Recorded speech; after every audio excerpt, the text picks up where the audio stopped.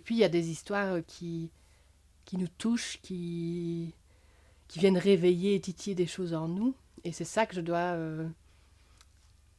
encore apprendre à faire la part des choses et à trouver les mots justes pour en dire assez mais pas trop.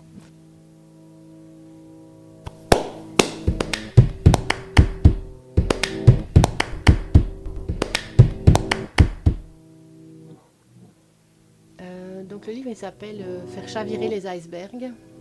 C'est un livre d'Aurore Gomez et d'elle j'avais déjà lu Où le loup demeure, que j'avais adoré. Et donc quand on m'a dit chez Magnard qu'il y avait un nouveau Aurore Gomez, ben, fatalement j'allais le lire, il fallait que je le découvre.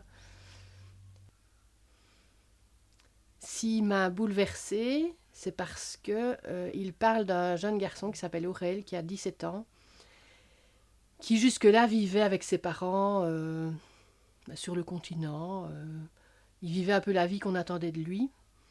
Mais en étant quand même, il sentait quand même qu'il décevait un peu sa mère parce qu'il faisait un bac pro et non pas un bac littéraire. Or, sa mère, c'est une grande littéraire. Et justement, il doit faire un stage sur une petite île. On est donc dans le nord, près des fjords, pour travailler à un grand projet. Et pour lui, c'est comme une libération, en fait. Il va sortir de ce carcan, de cet étouffoir un peu dans lequel il est, cette famille qu'il adore mais qui l'étouffe et où il n'a pas l'impression d'être lui-même. Et le fait de partir et d'aller vivre 5 semaines loin des siens, il va avoir la chance de se révéler et surtout d'assumer qui il est et d'oser le dire.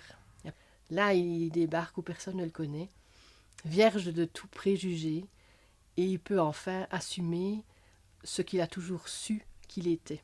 Alors on parle de sexualité, en l'occurrence, il aime les garçons et il n'a jamais osé le dire, alors qu'il en est persuadé, il le sait au fond de lui-même.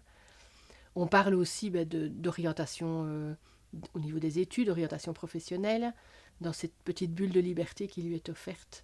C'est ça qui m'a vraiment plu. C'est ce message qui est fait aux jeunes. Ok, on a sans doute beaucoup d'attentes par rapport à toi. Ok, on te voit peut-être, on projette sans doute sur toi des choses qu'on aurait voulu faire, qui on aurait voulu être, mais tu as la liberté d'être toi et tu peux oser t'assumer, même si c'est difficile, même si...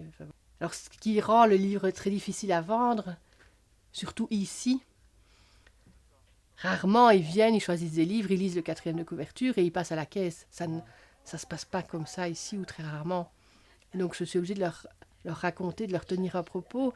Et donc, d'une certaine manière, ils se livrent à moi aussi. Et ça demande beaucoup de confiance de choisir un livre comme celui-là auprès d'une libraire qu'on connaît peut-être pas tellement ou à qui on n'a peut-être pas non plus envie de révéler qu'on est en recherche. Enfin voilà, on est à la campagne ici. Hein. Donc toutes ces questions-là, elles sont sans doute pas aussi banales qu'elles le seraient à la capitale ou même dans une grande ville comme Liège.